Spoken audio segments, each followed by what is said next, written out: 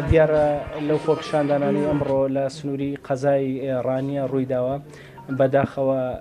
تا ئێستا 4 هاوڵاتی گیانیان لەدەستداوە کە هێنراونەتە نەخۆشخانەی گشتی ڕانی و تووبعادلی هەر بەداخەوە نزیکەی 80 کەس لەو خۆپیشاندەران بریندار بوون کە ڕێژەیەکی زۆری هێز ئەمنیەکانیش لە ناو بریندارەکاندان بەشێک لەو بریندارانەش کە هێنراونەتە نەخۆشخانەی گشتی ڕانیە بەشێکیان برینداری فیشەکن ئەوانەی تریان بەدار و بەر بریندار بوون. لێرە ئەمە سوپاسی سەرجەم کارمەندانی تەندروستی و پزیشکە بەڕێزەکانی سنووری بەڕێوەبەراتی گشتی تەندروستی ڕاپەڕین و بە تایبەتی نەخۆشخانەی گشتی ڕانیە بکەین کە بەدەم داواکاریەکەەوە هاتن بە تایبەتی ئەوانش کە دەوامیان نەبوو لە وەزیفەی ڕسمیان نەبوون بەدەم داواکاریەوە هاتون و ئێستا سەرقاڵی چارەسەرکردنی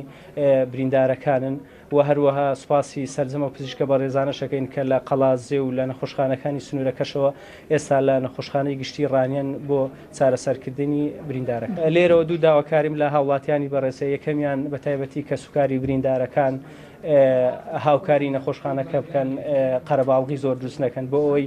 پزیشک و کارمەندە بەڕێزەکان بتوانن چارەسەری پێویستیان بۆ بکەن و هەروەها داواش لە هاوڵاتیانەکەین بەپێی پێویست ئەوەی توانای بەخشینی خوێنی هەیە سەردانی نەخۆشخانەکە بکات و خوێن بخشێت.